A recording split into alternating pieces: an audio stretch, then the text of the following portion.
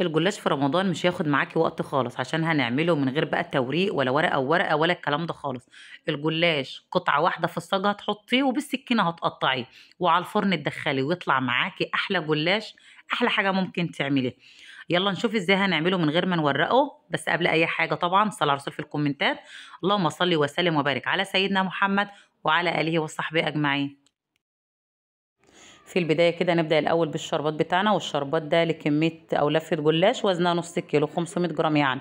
كوباية من السكر هنزل عليها بكوباية من المية، عصرة نص ليمونة وفانيليا. هتقلبيه على البارد الأول، بعد كده هترفعيه على النار، مجرد ما يغلي هتهدي النار وتسيبيه لمدة 7 دقايق.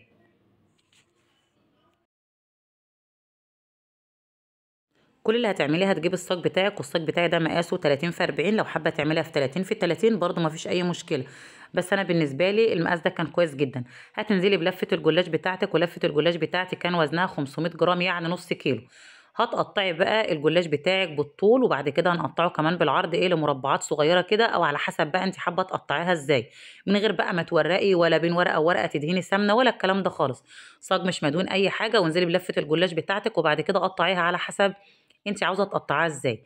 اسهل طريقه جلاش ممكن تعملها في رمضان، حرفيا مش هتاخد في ايديك 10 دقايق وتكون صينيه الجلاش جاهزه معاكي على الاكل على طول. وربنا يحسن ما بين ايديكوا كده، وكل سنه وانتم طيبين. زي ما اتفقنا هتقطعيها بقى بالسكينه بالشكل ده كده مربعات، يعني هتقطعيها بالطول وترجعي تقطعيها بالعرض. انا عملتها بقى، الولاد عندي طبعا في تحكمات في الاشكال، فكان في عايز مربعات وفي عايز مثلثات، فانا قطعت جزء كده وجزء كده. زي ما اتفقنا من غير بقى لا تعب ولا مجهود ولا تدهني ولا تورقي ولا اي حاجه خالص. بعد ما تخلصي بقى تقطيع ورق الجلاش بتاعك بالشكل ده كده، هتكوني مجهزه كوبايه الا ربع من السمنه او من الزبده الدايبه. بس بصراحه وممكن تستبدليها كمان بالسمنه العاديه، بس بصراحه انا بفضل السمنه البلدي بالذات في الحلويات الشرقي. زي ما قلت لكم انا قطعتها مربعات، وبعد كده عملت جنب كده مثلثات، وسبت جنب اعمله معاكم.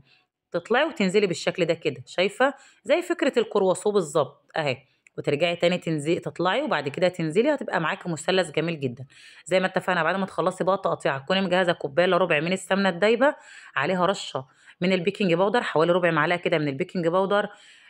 طبعًا أي نوع سمنة أنتِ بتفضّليه، بس بصراحة أنا بافضّل السمنة البلدي في الحلويات الشرقي بتبقى تحفة. الفرن بتاعِك سخن شغّال من تحت، بس هتدخّليها على الرف اللي تحت.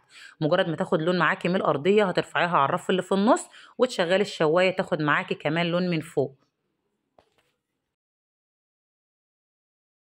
هيطلع معاكِ بالشكل ده كده واخد اللون الجميل من فوق وكمان من تحت. هتنزلي بقى الجلاش بتاعِك سخن والشربات بارد، طبعًا لازم تسيبيه لحد ما يبرد، وبعد كده تنزلي بيه الجلاش سخن والشربات بارد. لو أنتِ حاباه بقى يكون طري هتغطيه، لو أنتِ حاباه يفضل كده كريسبي من الوش زي ما عندنا بيحبوه، هتسيبيه كده لحد ما يتشرب الشربات بتاعه. متهيأ لي ما فيش أحسن من كده. التوريقات بتاعته جميلة جدًا. لو أنتِ حابة بقى الطبقات بتاعته تكون أكتر من كده، ممكن تعمليه في صينية أقل شوية، بس بصراحة المقاس ده كان جميل جدًا. تزيين بسيط بقى كده، شوية سوداني مجروش أو حبة جوز هند، وممكن تستغنى عن الخطوة دي خالص. اسمعي بقى الصوت ده مقرمش كده من بره وطري من جوه، والتوريقات بتاعته بجد خطيرة. أسهل طريقة جلاش ممكن تعتمديها طول شهر رمضان، مش هتاخد معاكي وقت خالص، وإن شاء الله نعمل لكم وصفات كتير. يا رب الوصفة بتاعت النهارده تكون عجبتكم. وما تنسوش قبل اي حاجه طبعا صلوا على الرسول في الكومنتات. اللهم صل وسلم وبارك على سيدنا محمد وعلى اله وصحبه اجمعين، ولايك وشير وكومنت جميل زي كده يا قمر. واشوفكم في وصفه جديده ان شاء الله، وكل سنه وانتم طيبين ورمضان كريم علينا وعليكم اللهم امين.